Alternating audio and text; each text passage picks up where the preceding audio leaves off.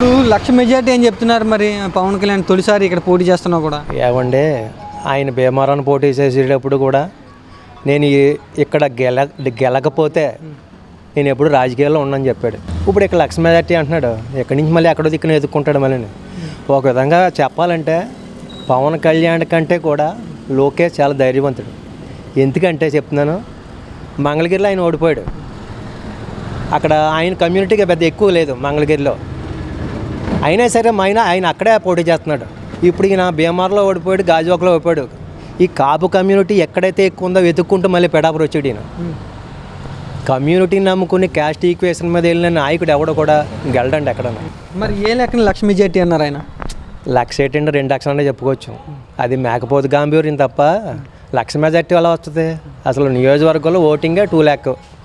లక్ష majority ఎలా వస్తుంది? ఎన్ని ఓట్లు పడాలి లక్ష మెజార్టీ? ఆయనకైనా లెక్క ఏమైనా తెలిసి, అసలు ఈక్వేషన్ ఏమైనా తెలిసి ఆయనకి? ఏదో మాట్లాడుకుంటూ పోతాడు. అది వంగా గీత గారు అయితే ఏమంటున్నారు మరి ప్రచారంలో? ఆమె ఏమంటున్నారు? ప్రసారంలో నేను గతంలో మీకు చేశాను, తర్వాత కూడా నేను చేస్తాను. నేను ఇక్కడ లోకల్గా ఉన్న వ్యక్తి, మీకు అందుబాటులో ఉంటాను. జగన్మోహన్ రెడ్డి గవర్నమెంట్ మీరు చూసారు 5 సంవత్సరాలు. ఇంతకంటే మంచి పథకాలు వస్తాయి మనకి. మాకు మంచి పథకాలు కాదండి, ఈ పథకాలు అలా కంటిన్యూ అయితే సరిపోతుంది. నేను ఒక రైతుగా చెప్తున్నాను. మాకు గతంలోనే చాలా ఇబ్బందులు ఉండి ధాన్యం అమ్ముకోవడంలో అయితే, దేని గురించి అయితే చాలా ఈ 3 సంవత్సరాల నుంచి ఆయన పెట్టిన విధానాలన్నీ నేను ఒక రైతుగా చాలా బాగున్నాయి. ఒక మార్పు కావాలి అంటూ పవన్ కళ్యాణ్ చెప్తున్నారు. స్టేట్ లెవెల్లో కానివ్వండి, ఇక్కడ పిఠాపురం నియోజకవర్గంలో కానివ్వండి. మార్పు అంటే దేనివల్ల మార్పు? ఎందుకు మార్పు? ఆయన సీఎం అవ్వాలనే మార్పు. 18 సీట్లకి 21 సీటు, దాన్ని 20 చేశారు, మళ్ళీ 18 చేశారు, ఇప్పుడు మళ్ళీ 8, 9 చేశారు. ఏంటి మార్పు? దేనిలో మార్పు? ఎందుకు మార్పు? మనకే ఇప్పుడు బాగంటే ఏంటండి, నిన్నటికంటే ఈరోజు బాగుండాలా, ఈ రోజు కంటే రేపు బాగుండాలి. అది బాగంటేనే. అంతేగాని ఏదో గాలి మాటలు మాట్లాడేసి కనపడకుండా పోవడం అంటే బాగు కాదు. అది జనాన్ని ఇబ్బంది పెట్టడానికి తప్పించి అతను చేయవలసింది ఏమీ లేదు. ఇంతకంటే బాగా ఎవరు చూడలేరు. 5 సంవత్సరాల్లో చూసాం. అంతే. సామాజిక వర్గం ఓట్లు, సినీ అభిమాని ఓట్లు, తెలుగుదేశం, జనసేన, బీజేపీ మొత్తం 3 పార్టీల ఓట్లు, ఇవన్నీ బలం కాదంటారు పవన్ కళ్యాణ్కి? సినిమా యాక్టర్గా ఆయన అభిమానించవచ్చు. ఒక చిరంజీవిని మేము అభిమానించాం, కానీ అది ఓట్ల రూపంలో వెళ్ళదండి. అది ఒక సినిమా యాక్టర్గా మేము అభిమానిస్తాం అంతే. అంతేగాని అది ఓటు రూపంలో మారదు. ఓట్లు ఏదో చేయాల్చకుండా చేస్తామని చెప్తున్నాడు, ఇదేం కాదండి. వంగా గీత గారు జగన్మోహన్ రెడ్డి పార్టీ నుంచి, వైసీపీ నుంచి పోటీ చేసి అవకాశం ఇవ్వండి గెలిపిండి అని అడుగుతున్నారు. మీరు గెలవాలనుకుంటున్నారా? ఆమె గెలవాలండి. ఆవిడ ఎందుకనండి ఆమె గెలవాలి అనుకుంటున్నారు మీరు? ఆవిడ స్థానికురాలండి. ఆవిడ సమస్య వచ్చింది అనుకోండి, పవన్ కళ్యాణ్ హైదరాబాద్ పోతారు, హైదరాబాద్ వెళ్తామండి. మేము తెలంగాణ వెళ్ళాలా, ఇక్కడ ఏముందండి, కాకినాడ వెళ్తే రెడీగా దొరుకుతుంది. ఆవిడ విద్యావంతురాలు, చదువుకుంది, బాగానే ఎడ్యుకేటెడ్, ఏ విషయాన్ని ఈజీగా చేయగలుగుతుంది. ఈ దొరికితే చేస్తాడండి. సినీ గ్లామర్ అని చెప్పి నిలబడుతుందండి. సినీ గ్లామర్ ఎవరికి నిలబడలేదండి. ఇప్పుడు ఎన్నో మంది వచ్చారు.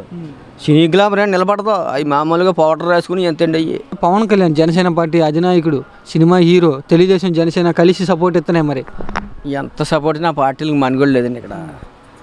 అది ఉత్తరాది రాష్ట్రాల్లో కానీ దక్షిణాది రాష్ట్రాల్లో పని అవుతుంది. అది ఇక్కడ నియోజకవర్గంలో ఎందుకని పవన్ కళ్యాణ్ పిఠాపురానికి వచ్చారు? వాళ్ళ సామాజిక వర్గం ఎక్కువ ఉంది. వాళ్ళ మీద బెండే వచ్చాడు అంతేండి. ఇక్కడ గొప్ప అని కాదు, ఇక్కడ సామాజిక వర్గం ఎక్కువ ఉంది. అతను వాళ్ళ హెత్తరని లెక్క అంతే. కాదు, నన్ను కోరుకున్నారు ఈ పిఠాపురం ప్రజలు అంటున్నారు. అంత ఈడు లేడండి.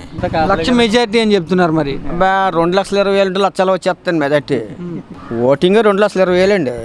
లక్ష మెజార్టీ ఎలా వచ్చేది చెప్పండి? మరి చేసేకూడదు కదండి పెదలను కూడా. వంగగీత గారి నియోజకవర్గంలో ఎక్కువగా తిరుగుతున్నారా? అంటే ఉన్నారా? పవన్ కళ్యాణ్ తిరిగారా? ఆవిడ బాగా తిరుగుతుందండి.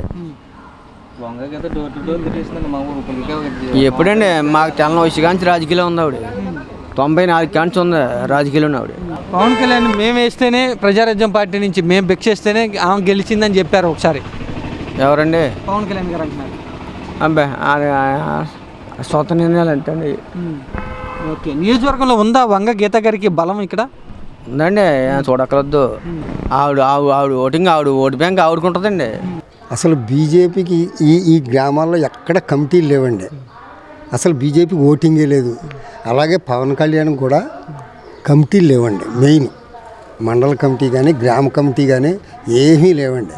లక్ష ఓటింగ్ అంటే ఐపు తీసుకొచ్చండి ప్రజలను మభ్యపెట్టడానికి చెప్పిన మాట తప్ప ఆయనకైతే ఓటింగ్ లేదండి. ఏదో ఫ్యాన్స్ ఉన్నారు కానీ ఓటు వేయరండి అంతే తప్ప. ఇప్పుడు ఈ వీళ్ళని వ్యతిరేకించాడండి చంద్రబాబు నాయుడు, లేడీస్ వాలంటీర్ని వ్యతిరేకించాడు కదండి. వాళ్ళమని కొనసాగింతాను 10 ఏళ్ళు జీతం అంటున్నాడు. ఎందుకంటున్నాడండి? ఒక మాట మీద నిలబడాలి కదా. మాట టెబిలిటీ లేని మనిషిని నమ్మరండి. అందుకని ఏంటంటే ఈ కలిసి వాళ్ళు అందరూ ఏమీ ఓటింగ్ లేదండి. తెలుగుదేశానికి కాంతో కొంత ఉండొచ్చు. అతను నిలకడలేని మాటలో నిలకడలేని వ్యవహారం చేయడంలోనూ ప్రజలకి ఇసుపెక్తుందండి చంద్రబాబు నాయుడు మీద.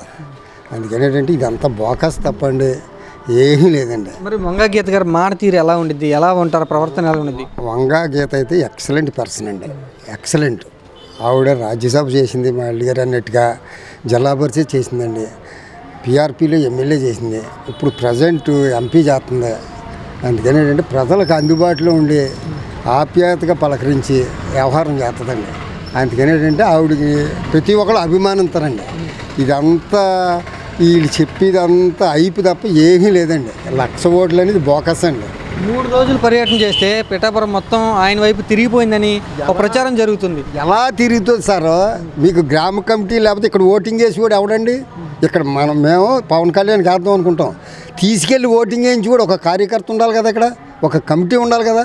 చెప్పమానండి, కాపులుండి ఇక్కడ తప్ప మిగతా ఎక్కడ కూడా కమిటీలు కానీ ఏమీ లేవండి. అసలు గ్రామ కమిటీలు కానీ వార్డు నెంబర్ కానీ ఏమీ లేవండి. మండల కమిటీలు కానీ నియోజకవర్గ కమిటీలు కానీ ఏమీ లేవు. లేకపోతే ఓటింగ్ ఎలాగే అంచగలుగుతారు? నియోజకవర్గంలో తెలుగుదేశం పార్టీకి టికెట్ లేదు. ఇక్కడ పవన్ కళ్యాణ్కి సపోర్ట్ చేస్తున్నారా తెలుగుదేశం పార్టీ వాళ్ళు? చేస్తున్నారని అనకపోతే బాగోదు కదండి. మరి చేస్తున్నారని అంటారు. ఇప్పుడు పవన్ కళ్యాణ్ నెగ్గాడు అనుకోండి, వరమ గారికి భవిష్యత్తు ఉంటుందండి? భవిష్యత్తు ఉంటుందా? ఇక్కడికి తలుపులు మూసిపోయినట్టుగా. అందుకని ఏంటంటే అతను సాప కింద నీరులాగా అతను చేసి పని అతను చేస్తాడు. పైకి మాత్రం డప్పు కొడతాడండి, కొట్టకపోతే కుదరదు. ఆదినాయకుడి దగ్గర ఏదో మార్కులు వేయించుకోవాలా, రేపు పొద్దున్న ఏ ఎమ్మెల్సీ ఏదో తెప్పించుకోవాలి. అందుకని ఏంటంటే అవన్నీ నమ్మక్కలదు. పవన్ కళ్యాణ్ గెలుపు వర్మ చేతులు అని చెప్తున్నారు పవన్ కళ్యాణ్. ఆయనే చెప్పాడు కదండి, నా గెలుపుని మీ చేతిలో పెట్టాను అన్నాడండి. పెట్టాడు, నిజమే. ఆయన కూడా గెలిపించి ఈయన చేతిలో పెట్టాలి కదా. ఇప్పుడు మనం నిలబడి ఇంటికి గోతులు మనం తీసేసుకుంటామంటే సార్, అతను ఇప్పుడు అతను ఎగ్గాడు అనుకోండి, భవిష్యత్తులో ఇక్కడే ఉంటాడు. ఉంటే వరంకి ఇంకేం ఛాన్స్ ఉంటుందండి. అందుకని ఏంటంటే అతను ఏదో పైకి గాంభీర్యం తప్ప మనస్ఫూర్తిగా చేయరండి. ఎవరో చేయరు. ఆల్రెడీ నేను చేస్తానండి, మీరు చేస్తారా? ఎవ్వరూ చేయరండి. ఈ పిఠాపురం నియోజకవర్గంలో మేడం గారికి ఉన్నటువంటి ఒక గౌరవంతో సీట్ ఇచ్చారండి. బిక్స్ కాదండి, ఇంకా ఈవిడే గెలిచి వాళ్ళకి బిక్స్ కింద ఇచ్చిందండి. ఈవిడే గెలిచి ఎమ్మెల్యేగా గెలిచిన తర్వాత ఈ ప్రజలు ఆయనకి గిఫ్ట్గా ఇచ్చారు. అంతేగానండి వాళ్ళు ఏమి ఇచ్చింది కాదండి మేడం గారికి. తర్వాత 1,00,000 మెజార్టీ అని చెప్తున్నారు. మరి ఇక్కడ మీరేం వంగ గీత గారు అని చెప్తున్నారు. మెజార్టీ ఇక్కడ వంగ గీతా విశ్వనాథ్ గారు గెలవబోతున్నారు. ఇది వాస్తవం, ఇది నిజం, ఇది రాసి పెట్టుకోండి. 2 పార్టీలు కలిసి వస్తున్న అభ్యర్థి మీద వంగ గీత 1,00,000 మెజార్టీ ఎలా వచ్చింది అనుకుంటున్నారు? పార్టీలు కాదు, 3 పార్టీలు కలిసి వస్తున్నాయి. 3 పార్టీలు కలిసి వచ్చినా కూడా ఇక్కడ గీతా మేడం గారు విన్ అవడం ఖాయం. మెజార్టీ అన్నదా వీళ్ళు పవన్ కళ్యాణ్ వాళ్ళు 1,00,000 అంటున్నారు. ఇక్కడ 1,00,000 కాదు కావాల్సింది, గెలుపు కావాలి. ఆ గెలుపు తథ్యం ఇక్కడ వంగ గీతా విశ్వనాథ్ గారు పక్షాన ఉన్నది. సరే, ఇక్కడ ఒక ప్రచారం అయితే జరుగుతుంది పిఠాపురం మొత్తం మీద. కాపు సామాజిక వర్గం అంతా కూడా పవన్ కళ్యాణ్ వైపే ఉన్నారు, గీత వెంట లేరు అంటూ కూడా ప్రచారం చేస్తున్నారు. నిజమేనేది? దాని క్లారిటీ ఇస్తానండి. కాపు సామ్రాజ్యం పిఠాపురం నియోజకవర్గంలో కాపు సామ్రాజ్యం ఉన్నది 80,000% వాళ్ళకి. అంటే వాళ్ళకున్న ఓట్లు 90 చిల్లర బీసీ ఉంది, 45, 46, 50 వరకు ఎస్సీ ఉంది. మరి ఇవి కూడా కంపేర్ చేసుకోవాలి కదా సార్. ఒక కాపు వర్గం కంపేర్ చేసుకుంటే ఎలాగా? కాపు వర్గంలో 3 భాగాల కింద డివైడ్ అయిపోతారు. 1 పవన్ కళ్యాణ్ వర్గం, 2 వంగ గీత వర్గం, 3 ఎవరు సునీల్ గారి వర్గం. ఇలాగ డివైడ్ అయిపోతారు. డివైడ్ అయిపోయినప్పుడు కాపు వర్గం ఓటంతా ఆయనకే పడిపోద్దని ఆయన కళ్ళగంటున్నాడేమో. అది వాస్తవం కాదు. ఇటు మేడం గారి వైపు ఉన్నది వర్గం, అటు పెను సునీల్ గారి వైపు ఉంది వర్గం, అటు పెండు దొరబాబు పక్షాన ఉంది వర్గం. కాబట్టి కాపు వర్గం 3 ముక్కలు 4 ముక్కలుగా చీలిపోయి ఎక్కువ ఓటు ప్రభావం కాపు ఓటింగ్ వంగ గీత గారికి పడే ఛాన్సెస్ ఎక్కువ ఉన్నాయండి.